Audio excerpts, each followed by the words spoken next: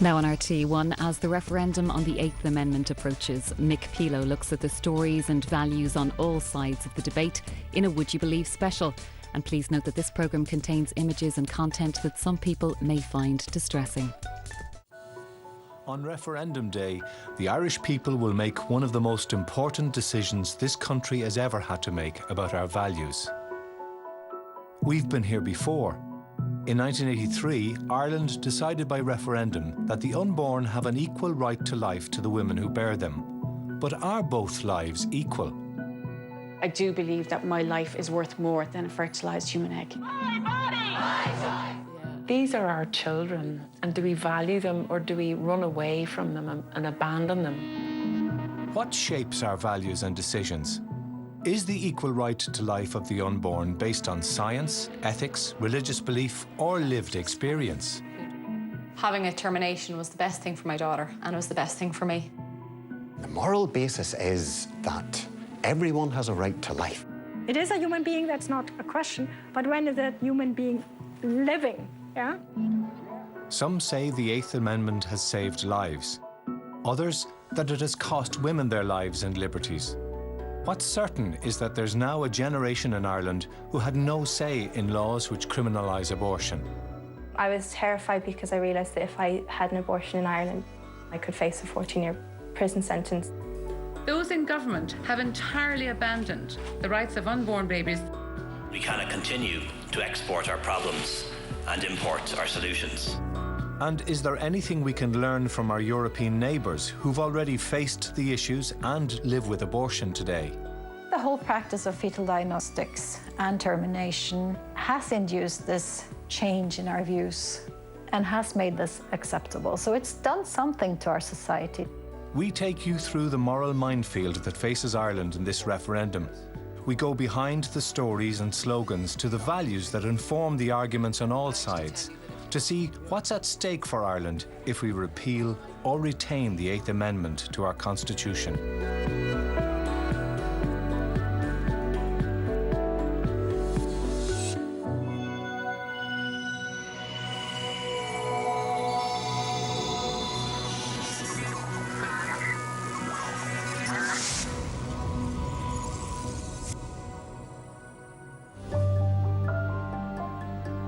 The posters tell us to say no to killing babies, or trust women and vote yes. But behind the slogans are important conflicting values in Irish society. Values that both sides believe are a matter of life and death. Let's face it, this is a complex issue.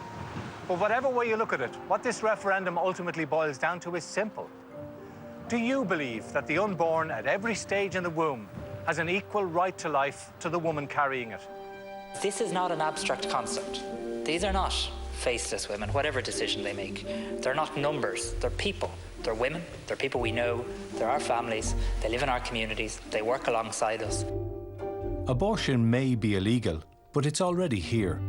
Thousands of Irish women each year travel abroad to access abortion.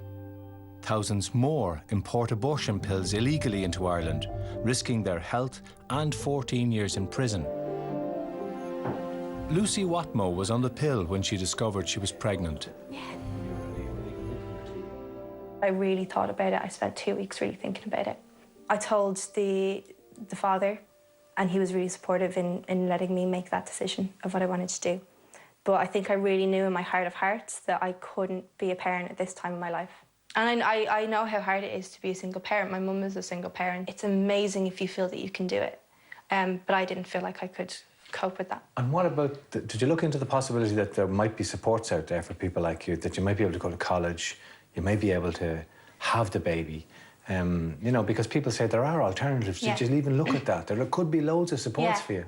There were alternatives, and I completely recognise there are alternatives, but I grew up seeing that it was difficult. You know, I've struggled with my mental health throughout my teenage years and everything, and I just knew that I knew that I couldn't cope with it.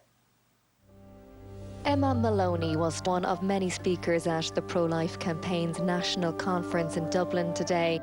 I'm so grateful that the Eighth Amendment was there when I was going through a crisis pregnancy, because it stopped me from making a quick and wrong decision when I was facing a moment of panic. Some fear that repealing the Eighth Amendment will make it too easy for women to choose abortion. This is going to be a dangerous situation, like, because now when any woman gets pregnant, married or whatever, you know, she can always say, well, it's inconvenient at the moment. I think I'll just get rid of this one. But do you really think that, Sean, that people will take it that flippantly? Absolutely.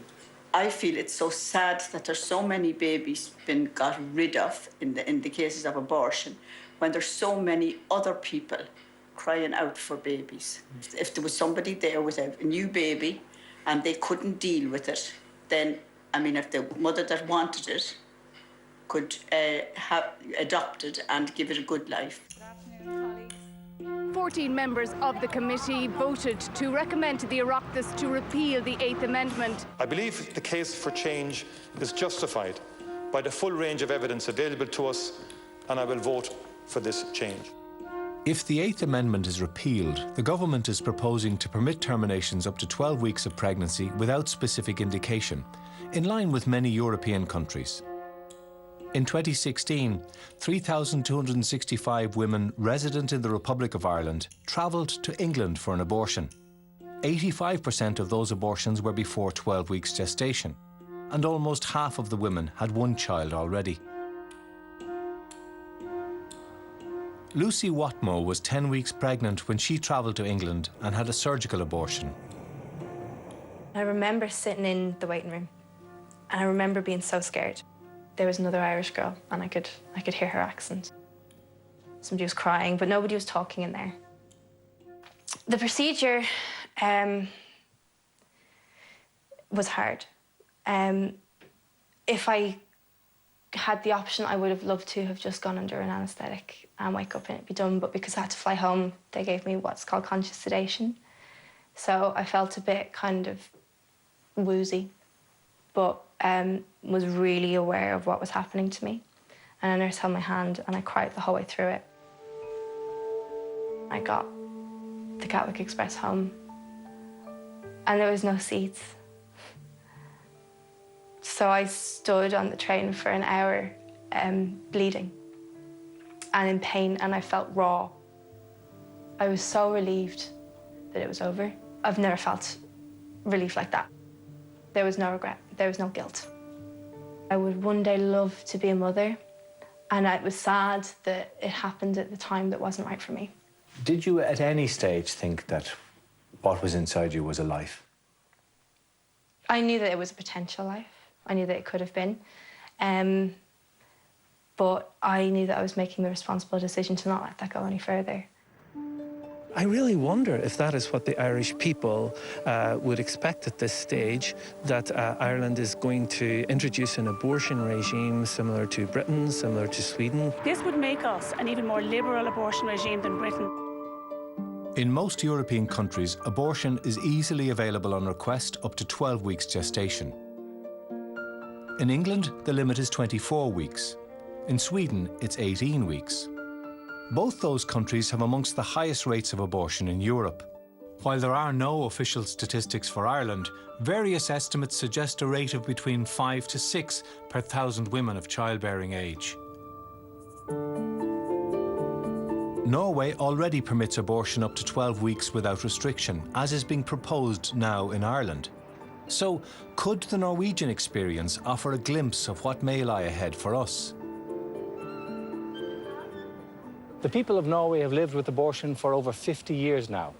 So let's try and see how abortion law and practice has actually worked in this country, what impact it's had on people's values and beliefs, and has it created the kind of society we want in Ireland if we were to introduce abortion?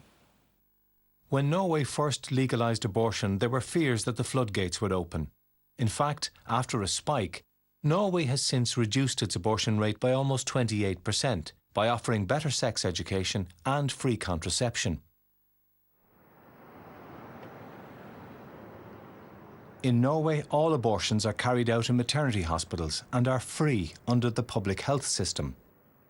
Dr. Heidi Thornhill has worked as a consultant obstetrician in Bergen for over 20 years. So this is one of the patients' room.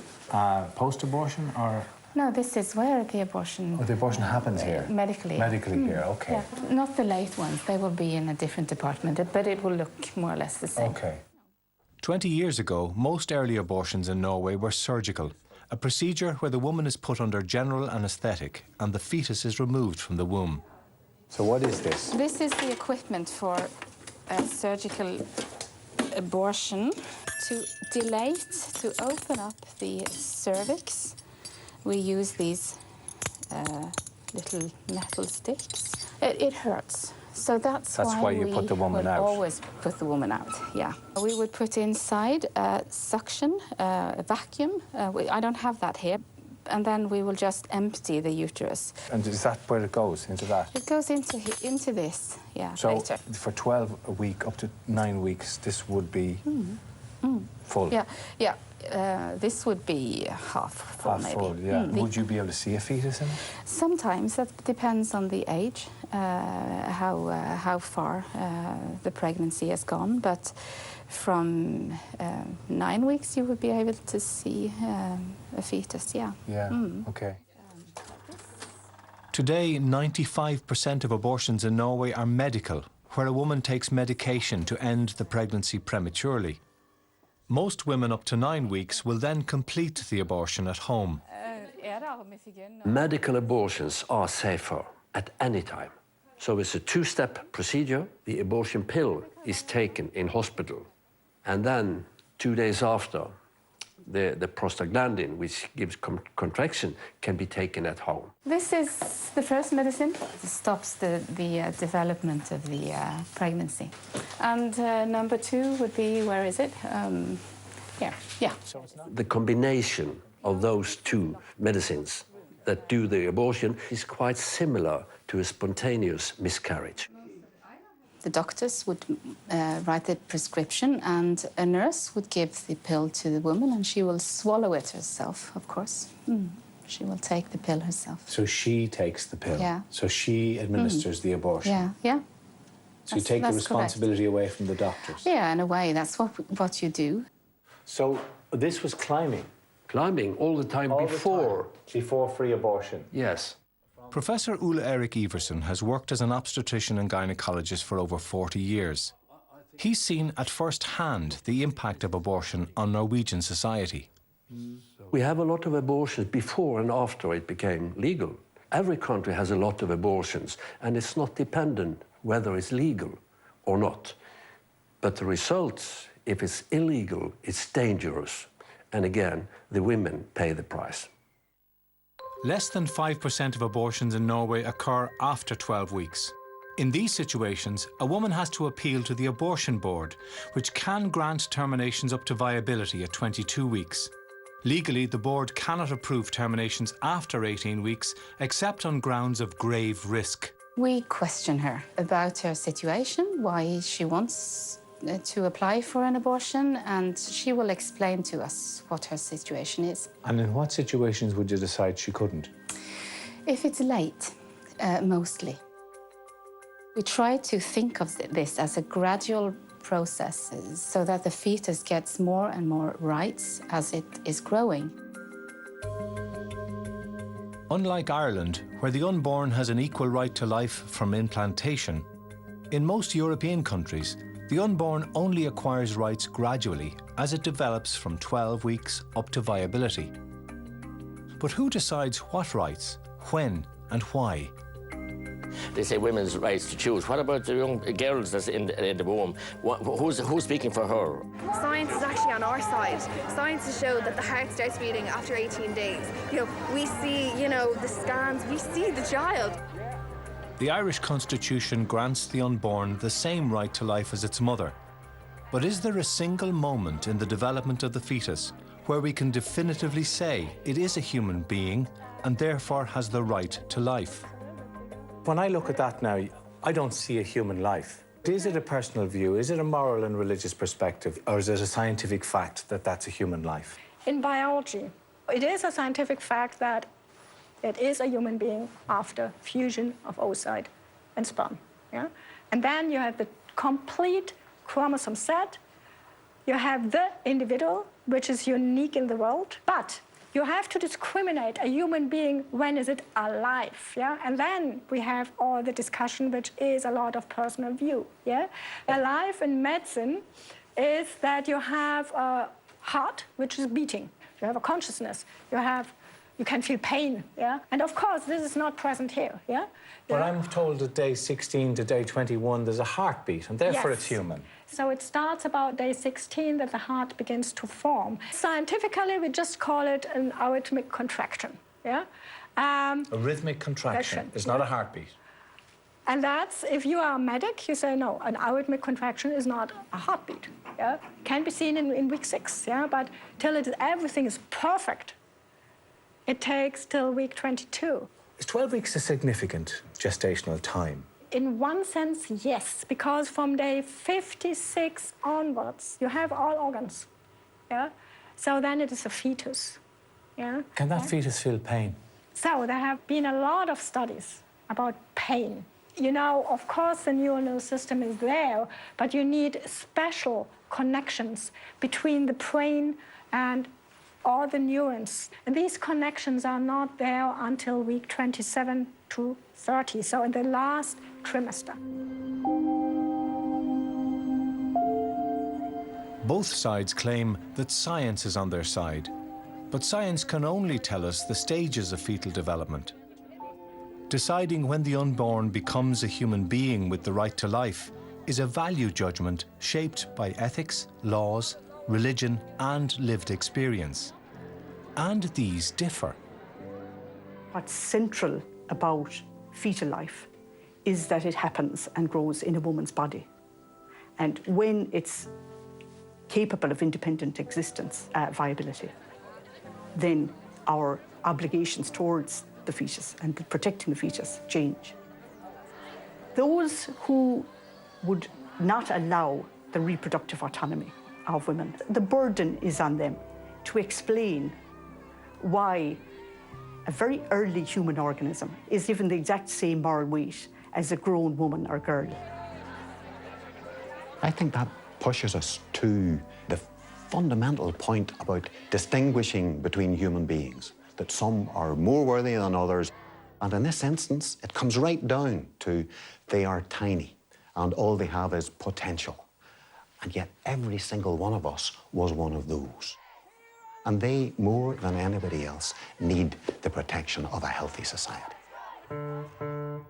There's never been a campaign quite like this. I can assure you that no woman's life will be put in danger by the amendment, nor will it interfere in any way with established medical practice. In 1983, the Irish people voted for the 8th Amendment to protect the unborn and to prevent future governments from introducing abortion. But has the Constitution protected women's lives to the same degree? The story from Ireland, there's been major backlash against the death of 31-year-old Savita Halappanavar in... It says that doctors at the hospital had difficulty in interpreting the law on abortion, but that this was... Risks associated with pregnancy termination tragically already resulted in the death of one of our patients while travelling to the United Kingdom. Every woman who is pregnant is ransom to this 8th Amendment.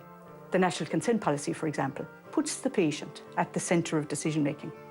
But when it comes to pregnant women, there's a hesitation. The idea that the woman whose life is at risk, that we have legislation that disregards her view, is hugely problematic, and that's because of the 8th Amendment. There are no health issues with the 8th Amendment, absolutely none. I never was in any way inhibited in looking after patients, never at any stage. And I've done 3 indirect terminations for cancer. After 12 weeks, termination will be allowed where there was a risk to the life or of serious harm to the health of the pregnant woman. But this could only happen where the fetus had not reached viability. I don't think they'll get doctors here to do it. So they'll import them, and there'll be money involved in it. So there'll be a financial incentive for them to come in here. You will have clinics set up here in Ireland to carry this out. Private abortion clinics are illegal in Norway. Late abortions are always in public hospitals and are never surgical. In the UK and the USA, later surgical abortions are often performed in private clinics. In the US, all second trimester abortions are by surgery. To me, it's insane. It's bad medicine. One could speculate. Is it the economics? And if economics is part of the issue, it's more conflicting for ethical reasons. In the Scandinavian countries, all second trimester abortions are medical. Medical abortions are safer than surgical abortion, in particularly in the second trimester. So women actually have to give birth to the fetus? Mm-hmm. That's tough. That's so they tough. see the fetus? Yes, they do. Did you ever consider that this is a life you're terminating? Oh, yes. Oh, yes. And how does that sit with you? That's difficult. Well, I don't like it, but in solidarity with women, we do our part. Where some countries see abortion as a purely clinical procedure, Norway sees it as a human one. When a woman chooses to have an abortion, she and her family are offered appropriate pastoral care. Lutheran pastor Ida Faye has worked as a hospital chaplain in Oslo for over 30 years. Så har jeg vært med på at kvinnen ber meg velsigne barnet I magen før aborten. Og det gjør jeg gjerne. Det evangeliet I et nøtteskall. Do you want me to light the light? Yes, I don't mind. Whatever. What would you like to do? Whenever I have a conversation or some inside here, I always do that. Do you? Yes. In Norway, all fetuses aborted after 12 weeks are treated as human remains. For later abortions, mothers are encouraged to see and hold their baby. Here is the foyer. Here is the chapel. We use it to the room when we put the children in the coffin. So you have a funeral for them, do you? Yes. If the mother or the family want us to have funeral, we have a funeral. Okay. That's okay. Okay. This is the cool room. Okay. And in the bottom here, you see the small coffins. Yes. And this is the burial place? Yes. The parents can see exactly where their coffin is placed. Okay. Yeah. You treat them with such humanity and sacredness? Yes, with respect, yes. It's very important. It's not easy for us to do it. It's not easy to put one child and another in coffins, but we do, and we do it with respect. Does it make you sad? Yes, it makes me sad. And I often had a quarrel with God, but inside here, yes. Termination of pregnancy on an emergency basis would be lawful, and also on the grounds of a condition that was likely to lead to death before or shortly after birth. In 2016, 141 women resident in the Republic travelled to England for abortions because of serious fetal anomalies. The little dead baby didn't feel very loved, and it wouldn't make a difference whether the baby was in the boot of the car in London or the south of Ireland. The unborn baby was dead at that stage anyway. In the summer of 2011, GP Siobhan Donoghue was looking forward to having her third child. I was going for my big anomaly scan, and she said, I'm a little concerned. I can't see the top of the baby's head. And my medical brain, I'm a GP, so my medical brain kicked in. And I said to her, do you mean like anencephaly? She said, oh, you've heard of it. And she didn't need to explain that I knew that this baby was not going to survive. I think initially it was just numb. I couldn't even process the information. When you're confronted with this and knowing that this baby is just not going to make it, it does something inside you. The pregnancy becomes unbearable because you can still feel movement because you're acting like a life support machine for your baby. And I know some people find comfort in continuing a pregnancy like that, and they find comfort in spending that time with their baby. But for me, I just felt it was torture. I never thought I would be sitting here talking to anybody about having an abortion. I wanted a baby. You were saying to me, he didn't have a lethal injection. No, he didn't have the. You didn't need that. That because I was under 22 weeks. An abortion is bandied about as this dirty word in this country, but in this circumstance, that what they actually describe it as in the hospital in Liverpool is they describe it as a compassionate induction. At her 22-week scan, Cleona Johnson discovered that her baby, John Paul, had anencephaly. I'll never forget the midwife's words. And she just stops and she goes, I'm so sorry, folks. The news is not good. There was a million thoughts going through my mind, and it was, he's here, he's safe, he's kicking. Or I could go and travel and you know, have his little heart, which is beating so healthily, injected to stop it, and then deliver him for certain already dead. We decided we were just going to make the most of his short life. This is the only chance he'll ever be given. And when he was born? When he was born, oh, I will never forget that. I will never. He lived for 17 minutes. That's a photograph of myself. There was such a completeness in that moment. We've gone the journey, and here you are, and you're in my arms, and I can tell you face to face that I love you. Those 17 minutes is the most healing kind of anchor within that time of grief. And they're his little footprints, and... At 36 weeks. 36 it's weeks. perfect little feet.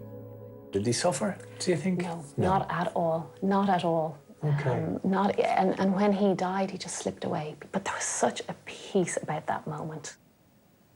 To repeal the 8th Amendment in the name of babies like my little boy, you know, with a terminal illness, is actually to, dishonour and devalue a life like that.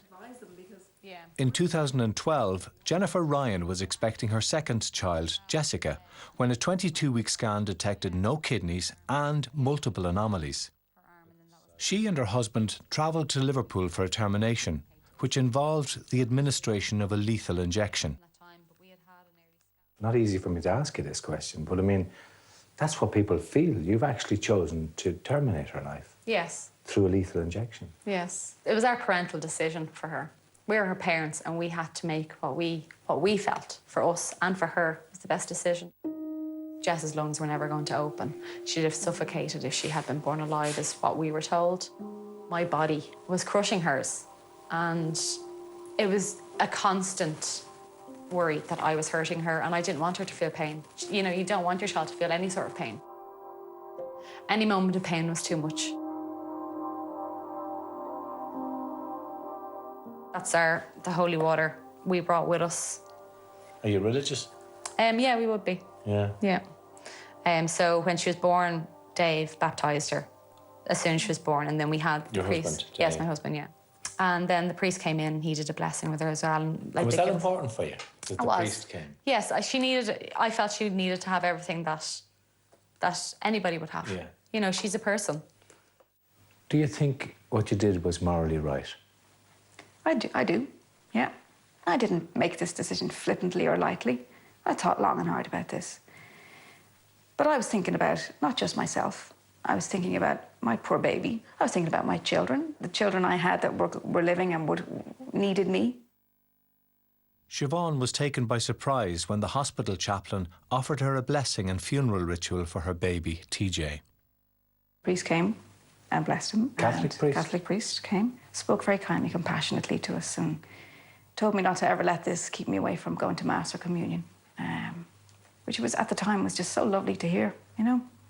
Because, and that's the bit that always upsets me. That's the bit that gets to me, because I feel one of the reasons I had to leave Ireland to do this was because of the Catholic Church.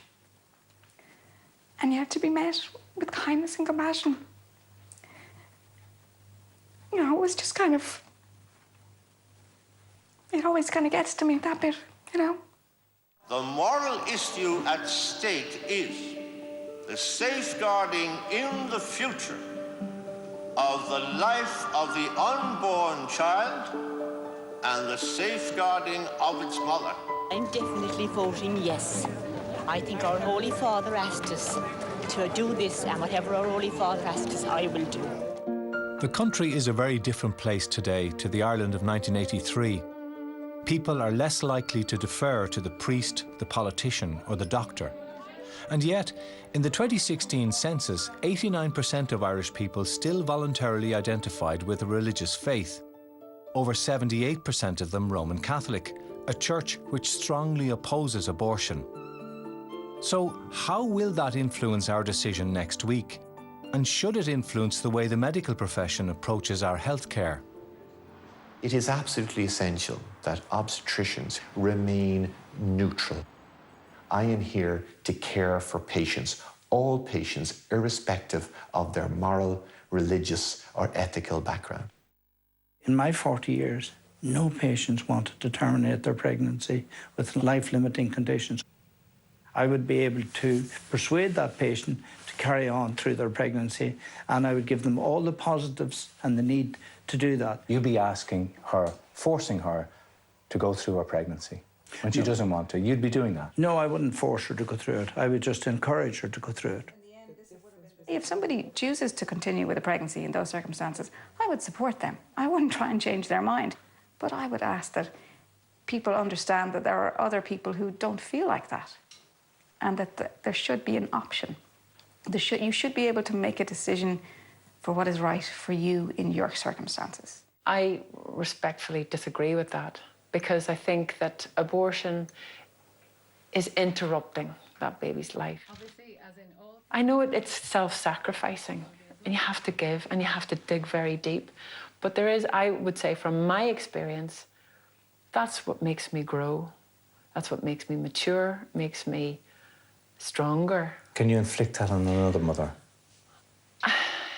Well, a mother is entitled to, you know, go to England if she wants to have an abortion, if she thinks that's the only thing. I would love to see in Ireland where we have, where we value that life. The decision to have a termination is a moral decision, just as the decision not to have a termination is a moral decision. In other words, it's informed by, or she's trying to do, what is the right thing for her, perhaps for the fetus, perhaps in the interests of her continuing life, in the interests of her health, in the interests of her existing relationships, her existing children. So of course it's a moral decision. And the pregnant woman is uniquely positioned to make that decision. I find it hard to see how it can be a morally good decision to kill a life. It is possible for our consciences to let us down. The demand of truth is a hard demand. But Bishop, with respect, you're saying, well, then you have the truth. You own the truth. And other people's truth is different. I present the truth. I'm not imposing my truth on you. I'm presenting the truth as all of us only can, and I propose it as the truth. I don't believe there can be multiple truths about anything, but particularly about something like this. For some, abortion is a black and white issue. Others see the grey areas. But is there a danger that abortion laws will create a culture that no longer values disability or parents' rights? It's become okay to criticize people for carrying to term babies with anomalies. I've been told that I should never have done it. So we'll almost wipe out Down syndrome. I think we treat our children and our adults with disabilities as second-class citizens. I think once that child is born, that's it, you're on your own. Ta-da! It's better that the girl protect herself in the age of 14 or 15 years old. Against the wishes of the parents? Yes.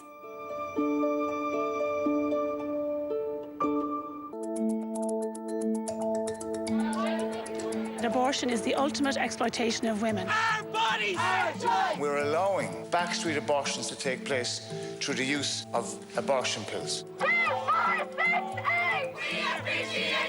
I cannot for the life of me understand how anyone could extinguish the life of their own flesh and blood. The Eighth Amendment doesn't stop abortions happening. It just means that they happen in another country. This referendum is asking us if we believe the unborn has an equal right to life to the woman carrying it. Can Norway, which allows abortion on much the same terms as the Irish government is proposing, give us a sense of what lies ahead for Ireland? There's no doubt that abortion has become an acceptable part of life in Norway. But recently, there's been an ethical debate here about whether Norway's abortion laws discriminate against disabled fetuses. Norwegian society claims to trust women and to value the woman's right to choose. But in recent times, Norway has had to face the uncomfortable truth that it hasn't always given women free choice when it comes to abortion. And I'm on my way to meet the woman whose story brought that to public attention. In Norway, it's legal for women to terminate a pregnancy for any anomaly up to 22 weeks. Siri Berg's baby was diagnosed with Edwards syndrome, or trisomy 18, a condition likely to lead to death before or shortly after birth. She decided to go full term, even though very few people consider that option in Norway.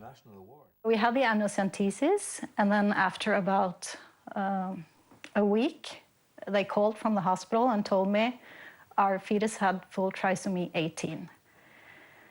And they asked us to come into the hospital next day to sign papers. And I said, oh, what papers? Well, for the termination. And I said, no, I don't want a termination. That was really all we were offered all the way, termination. There was never any planning for delivery or for life. Oslo University Hospital has told us that Siri's criticisms were undoubtedly justified, that genetic counselling should be neutral, and there should be no pressure to abort, as the woman herself must ultimately apply for the termination. I felt so alone in Norway because my doctors would tell me that nobody chooses what you choose. They don't have programs to follow us up in the right way.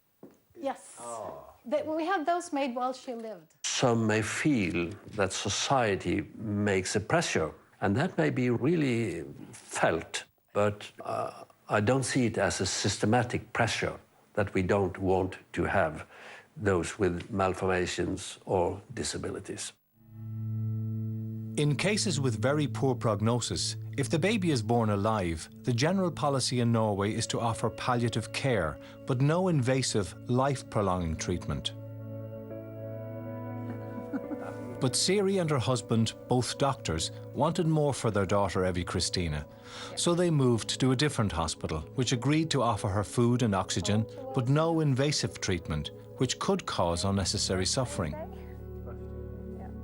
She was born lifeless. She was blue, not breathing. So my husband took her out and bagged her back to life. She's a great son. She lived for 3 days. On the third day, we understood that she was doing worse. We don't know why she passed away after 3 days, but I think it was her heart. Representing a group of parents who've received poor prenatal diagnosis for their children, Liz McDermott explained. Because of the Eighth Amendment, Irish women in Siri's situation are actually obliged to carry babies to full term. However, when Liz McDermott's baby was diagnosed at 24 weeks with a serious but non-fatal condition, she felt there was an expectation for her to have a termination. I can remember this instinctive, no, that's not going to happen. That's what I felt, and I think that's what I said. Without even looking at my husband or asking him what he thought. It was just maternal protection, an instinct that kicked in. I didn't know how I was going to cope, but I suppose I, as a mother, felt a very strong sense of duty to cope. And she did cope. Her son John may be physically challenged, but he's now 15 and in secondary school.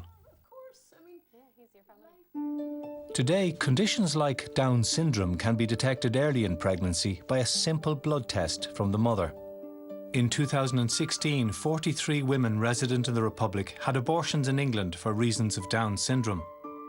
While the current proposals by the Irish government will not permit abortions on grounds of disability, a concern is expressed that, in time, we will follow the growing trend in Europe of targeting fetuses with certain types of disabilities.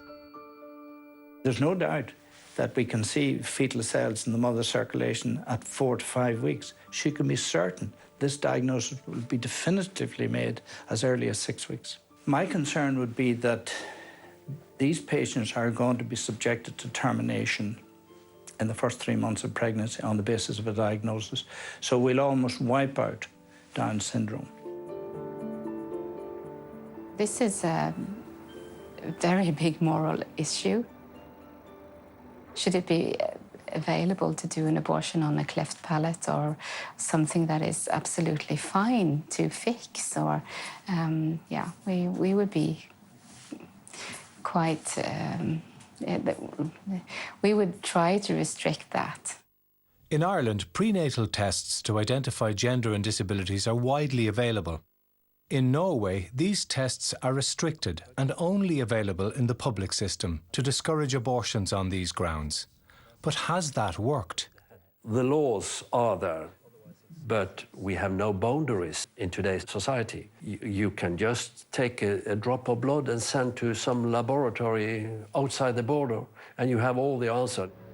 Those who have knowledge, those who have money, they hope to go around the rules.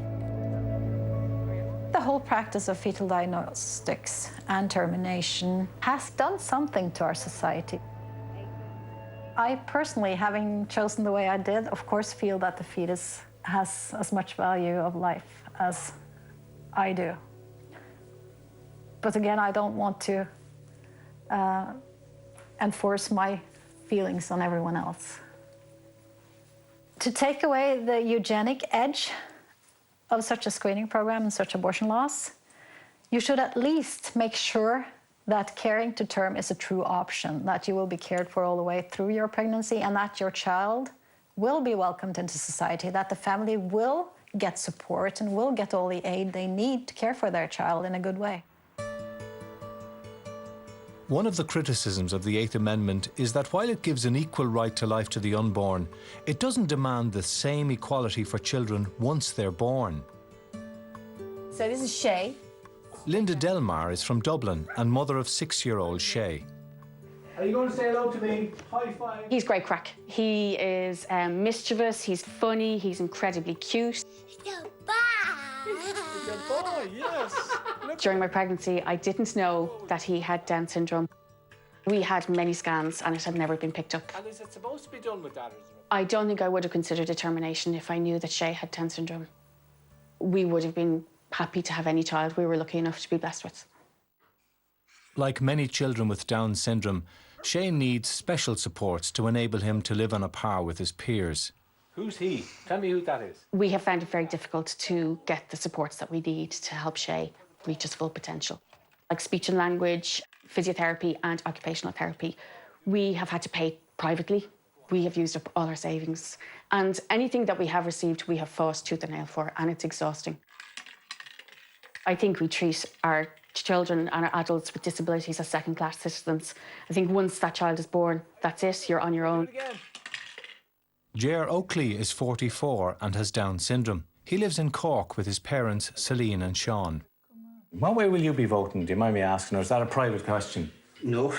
My answer is going to be no. I'm going to say no to the referendum.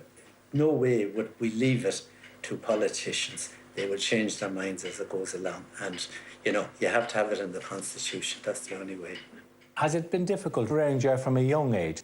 It was a challenge when he was born first. I wasn't expecting it. It's easier now.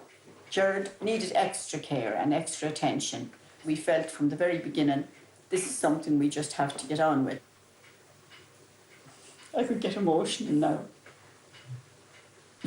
He's a challenge sometimes, but it was a joy. Ger gives us back as much as any of the rest of them gave us in the joys of their abilities. I'm pro-choice because I trust women to make the right decision for their families. While I believe in a woman's right to choose, I believe that if a woman chooses to continue with a pregnancy where they know their child has a disability, that they can be confident that they will have the full support that they need when that child is born. It would make the choice a lot easier for women. It's a tremendous challenge to those of us who are pro-life, that it's not only the unborn. It's the single mother and the protection she needs and support she needs. It's the family struggling with a child with disabilities. That's where, maybe in many ways, that's where pro-life really kicks in. Announcing the review, the Minister, Richard Bruton, acknowledged that young people today face a range of different issues compared to those... The Irish government is planning to introduce mandatory sex education programmes and free access to contraception for all as a way to tackle crisis pregnancies in Ireland. How we reduce the number of crisis pregnancies, how we educate our younger generation in terms of sexual health, how we provide greater access to contraception. But will that approach wash in a country where most sex education still takes place in schools run under a religious ethos? Based on the experience of other European countries, perhaps the most persuasive argument is that it works. Norway reduced its teenage abortion rates by 72% since 1980. We had very high teenage abortion rates compared to many other European countries. And how did it go down? Why? Because free contraception to teenagers, more information, teenage health clinics. If you don't give good advice and make easy access to contraception, you will have high abortion rates. In the 1980s, Norway opened health clinics for teenagers and students all over the country, offering advice on sexual and mental health, abortion, and free contraception. Everything we do here is confidential.